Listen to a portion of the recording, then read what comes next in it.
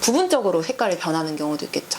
뭐 원래는 약간 그렇게 회색인 뭐 하얀색이 치아가 맞는데 더 하얘진다든지 더 하얗게 보이는 부분들이 생긴다든지 아니면 뭐 더 까맣게 되는 부분들이 생긴다든지 하는 거는 첫 번째로 더 하얘지는 건 칫솔질이 잘 안 되거나 했을 때 초기 충치 약간 하얗게 됐다가 그게 점점 더 불소 도포 있잖아요. 네. 이거 꼭 해줘야 되는 거야. 나 이거부터 물어볼래. 너무 불소 도포는 너무 좋아요. 왜냐면 그러니까 그 요즘에 무불소 치약이 너무 많아요. 너무 이제 많이 나온 것 같은데 사실은 이제 그 충치 예방률이 각각에 있으면 이거를 한 개로만 모든 충치 예방을 한다고 생각할 수가 없잖아요. 이 방법이 좋으면 이 방법 저 방법 다 겹쳐서 썼을 때가 가장 충치 예방 효과가 좋은 거잖아요. 그쵸. 그래서 저는 불소 치약도 쓰면서 불소 도포도 당연히 하는 게 좋고 그 중에서 불소 도포도 옛날에는 겔 형태로 해서 이렇게 트레이라고 해서 이렇게 네. 통에다가 거기 빨강색 치약 뭐 짜는 걸 짜주고 이걸 물고 있는 형식이었는데 요즘에는 그냥 치면은 깨끗하게 치과를 가서 하는 거는 치아를 깨끗하게 닦아주고 말린 다음에 거기에 바니쉬라고 해서 좀 끈끈한 카라멜 같은 재질의 거를 발라주거든요.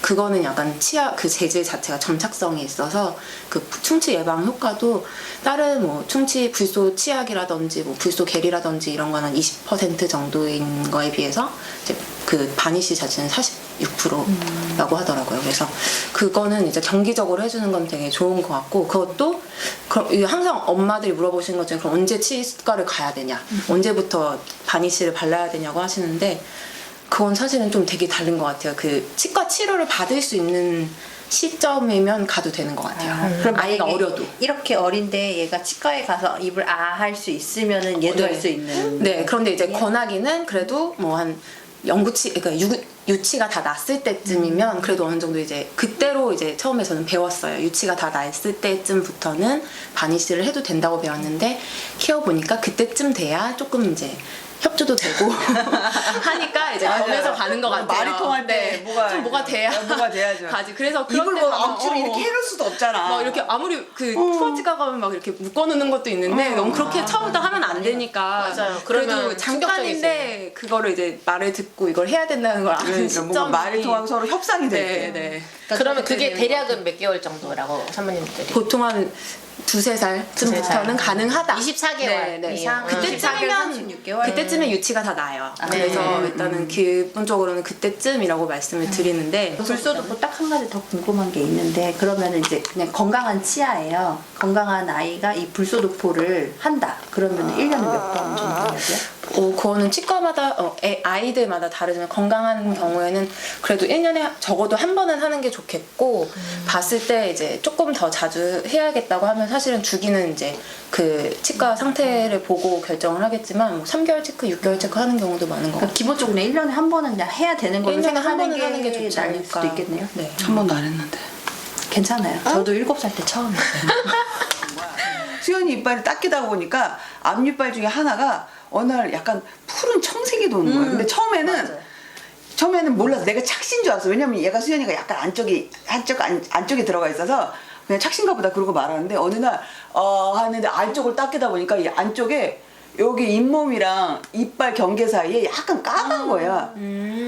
이씨 충치인가? 그럼 충치일 수 있나 이건? 아니 어린 친구가 거기 충치가 생기기는 사실 쉽지 않고 그 정도면 사실은 착색의 가능성이 더 높지 않을까. 그러면 보통 이빨이 색깔이 변하면 그냥 직관적으로 이게 썩었나? 이 이빨이 바본가? 이런 생각할 수 있는데 이게 아닐 수도 있나요? 사실은 치아가 전체적인 색깔이 약간 노르스름하고 유치는 사실 조금 더 밝은 흰색이에요. 근데 그 색깔이 아니라 약간 전체적으로 회색빛이 된다든지 하면 사실은 속에 신경이 뭔가 변성이 됐을 수가 있어요. 변성이라는 건 사실은 쉽게 말하면 뭔가 염증이 생기고 죽어간다는 표현일 수도 있는데 그랬을 때 속의 색깔이 변하거든요. 그래서 그 어린 친구들이 다 그렇게 신경이 죽는 경우는 사실 두 가지가 있는데 첫 번째는 넘어져서 다쳤을 경우 외상 다쳐서 여기에 부딪혔다든지 단순히 크게 한 번 다치는 것뿐만이 아니라 옛날에 다쳤던 게 오늘에서야 드러나는 걸 수도 있어요, 사실은. 그래서 딱 언제 그랬냐 이런 거를 따지는 건 사실상 의미는 없고 혹은 아까 했던 대로 위에 이제 수연이가 이제 만 5세 5세고 사실은 조금 이르기는 한데 그래도 영구치가 만약에 속에서 형성이 되어 있을 거고 이제 조금씩 내려오기 시작해서 뿌리를 녹이는데 그때 뿌리가 녹는 과정에서 원래는 그냥 그 생활력이라고 해요. 치수 생활력. 치수 생활력이 당연히 살아있으면서 잘 내려오는 게 제일 좋은데 그게 당연히 뿌리가 녹다 보면 염증이나 이런 게 변성이 될 수가 있어요. 그랬을 때도 속에 있는 신경이 죽었을 때 뭐 외상이든 그런 이제 연구치 내려오는 과정에서든 이 그 치수가 약간 혈류를 공급을 해주면서 치아 색깔이 나게 해주는 거거든요. 근데 그게 그 역할을 못 해주니까 색깔이 변하는 거예요. 부분적으로 색깔이 변하는 경우도 있겠죠.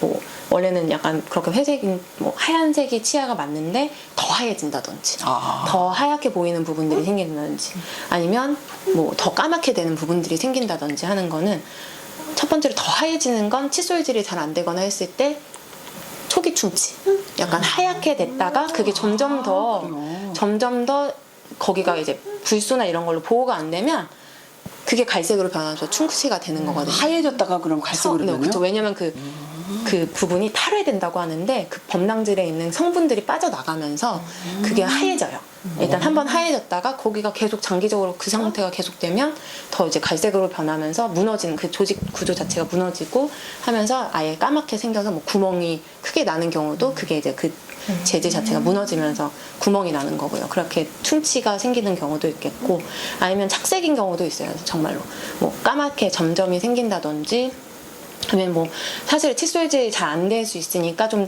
진한 뭐 갈색으로 변해서 약간 위에 껴있는 듯한 느낌으로 되어 있다든지 그런 착색인 경우가 사실은 많아서 치과 가서 충치인가요? 하고 갔는데 이건 착색이고 청소 잘 해주면 됩니다 라고 들으시는 경우도 있을 거예요. 그래서 일단 색깔이 처음 변했을 때 엄마들이 이거 충치 아니냐 이거 어떻게 치료를 해야 되냐 막 이렇게 걱정하시는 경우가 있는데 일단 한번 잘 닦아보시고 이게 정말 그냥 또 착색도 그냥 정말 위에 얹어져 있는 착색도 있고 진짜 딱 달라붙어서 안 떨어지는 착색도 있어요. 그런 거는 이제 치과 가서 또 치과 기구나 뭐 스케일러 같은 걸로 닦아보면은 닦이는 경우도 있으니까 가보시는 게 제일 좋죠. 뭐 진아는 그 착색으로 그 치과 선생님이 진단을 내려주셨고 그리고 나서 칫솔을 바꾼 다음에 닦으니까 싹 없어졌어요. 오케이. 너무 신기하죠. 그러니까 모든 색깔 변화가 충치는 아니다. 충치는 아니다. 어떤 것은 연구치로 가기 위한 과정일 수 있다. 그러니까 엑스레이 찍는 게 딸내미 찍히는 게 싫어가지고 아주 안 가고 있어. 엑스레이 요즘에는 이빨만 찍어요. 이빨을 그쵸. 닦아놓고 그것도- 여기다가 놓고 탁 찍어. 근데 되게 그것도 재밌어요. 여기 애들 이빨 찍어놓잖아요. 이빨 부자예요. 이거 그죠? 여기 안에 보이죠? 다 속에 여기 들어있지. 연구치가 다 있어가지고 다 준비돼 있어가지고 저 왜 이렇게 이빨이 많아? 근데 오늘 진짜 너무 좋은 재밌네. 나 너무 깨알인데요.